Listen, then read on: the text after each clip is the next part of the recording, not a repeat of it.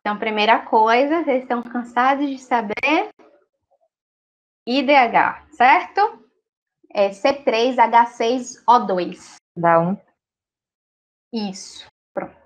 O IDH deu 1, né? A gente tem essa fórmula, onde a gente tem 2 oxigênios agora na fórmula molecular, e daí a gente vai fazer aquela brincadeira, né? IDH1 pode ser o quê? Eu entendi que pode ser uma carbonila, foi isso? Isso, então com IDH1 você está falando que pode ter uma dupla, e essa dupla você está falando que é a dupla da carbonila, certo? Falou que pode ser uma carbonila, né? Então agora a gente vai partir para propor, né, algumas estruturas que condizam com esse IDH1, assim como também com a fórmula molecular, né? Aí aqui eu propus 2 estruturas do propanol, que é esse aqui, e o acetato de metila. Então, aqui a gente tem que função ácido carboxílico, carbonila. Carbono da carbonila também está ligado à hidroxila. Ácido carboxílico, e aqui, no acetato de metila, um éster. Quando a gente tem o carbono da carbonila ligado a um oxigênio, a gente tem um éster. Tá, então a gente tem carboxílico e éster, correto? Então, olhando essas 2 estruturas e olhando o espectro, o que é que de primeira, assim, salta aos olhos de vocês, em termos de sinais? O sinal da carbonila. O sinal da carbonila. E você diria que está aí aonde? Qual é esse sinal 1500, que você está nessa 1490. Aqui, né? Esse sinal você está dizendo. Isso. Pronto, né? Como a gente já tinha falado, as carbonilas, sinais de carbonilas estão ali entre 1600 e 1800, certo?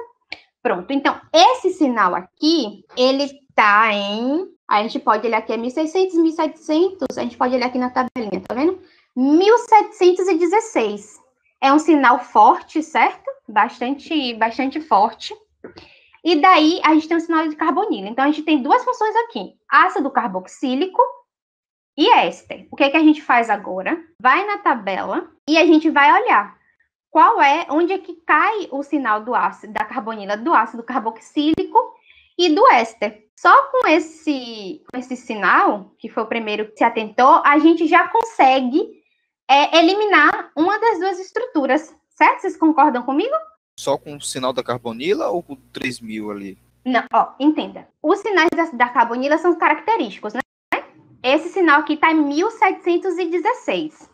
Se eu tenho a carbonila aqui, se eu estou suspeitando de um éster e de um ácido carboxílico, aí eu vou na tabela. A tabela diz que o éster é de 1750 a 1735. E o ácido carboxílico, aproveitando que está aí já na tabela, acho que vai...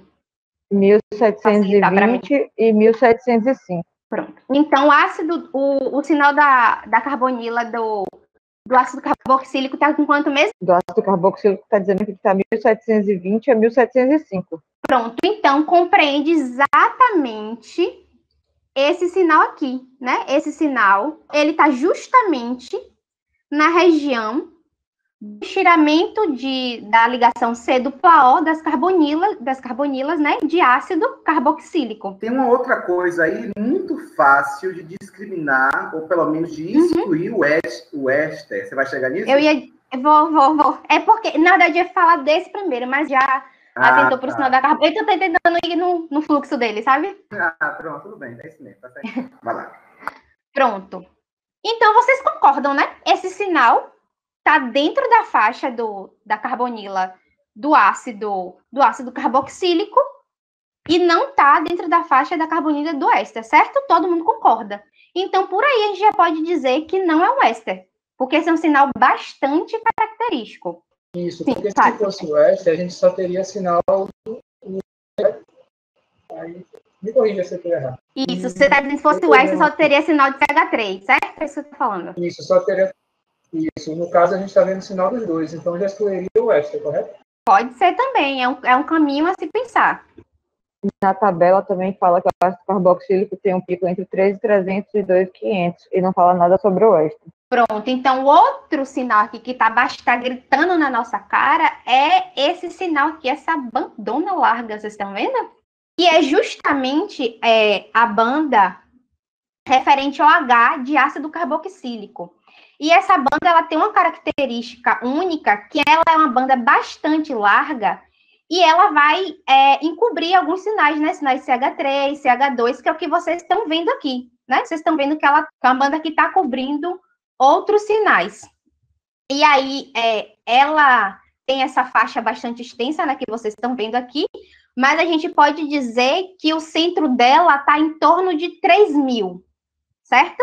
Então, o sinal que a gente atribuiria ao estiramento da ligação OH de ácido carboxílico seria em 2.986, né? Bastante forte aqui, transmitância 10. Então, já por essas duas características, esse sinal bastante largo, então, quando vocês verem esse sinal assim, bastante largo, que está encobrindo outros sinais, vocês já fiquem atentos que pode ser ácido carboxílico, e também o sinal da carbonila, certo? Que é o sinal característico de carbonila de ácido carboxílico. Aí daí a gente parte para caracterizar, né, outros sinais da estrutura. Então, como eu já disse, aqui a gente vai ficar com estiramento, né? Estiramento em 1716 do ácido da carbonila, do ácido carboxílico. O outro estiramento do H, do ácido carboxílico, em 2.986, que foi o que eu falei para vocês. É um sinal bastante largo, que geralmente cobre outros sinais.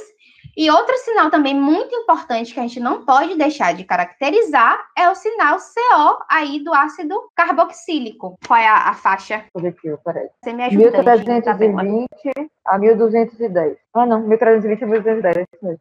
Pronto, então, o sinal 1320 a 1210, você falou, não foi? 210, isso. Pronto, então o sinal do estiramento, né, CO do ácido carboxílico também está aqui presente. E aí, os outros sinais que a gente também pode atribuir, né, são sinais os estiramentos, né, estiramentos assimétricos e simétricos, da ligação CH, dos grupos CH2, que está aqui, né, aqui mais ou menos. É porque como esse sinal do ácido carboxílico, ele é bastante largo, então ele meio que ele vai encobrir, né, esses sinais CH2, CH3, aí facilita nesse momento a gente aqui olhar a tabela, né? Então, os sinais vão estar em 2.948 e 2.660. Se vocês olharem lá na tabela, né, quando vocês estiverem fazendo exercício, vocês vão ver que vai compreender exatamente essa faixa aí, os sinais de CH2. E nem sempre dá para a gente, realmente distinguir aqui onde está o sinal, por exemplo, do CH, de CH3. Como eu falei para vocês, nem sempre todos os picos, eles vão estar ali muito limpinhos e claros, vocês vão descrevendo, né, à medida que vocês vão achando os picos, lembrando sempre em descrever os picos mais característicos para a molécula que você está propondo.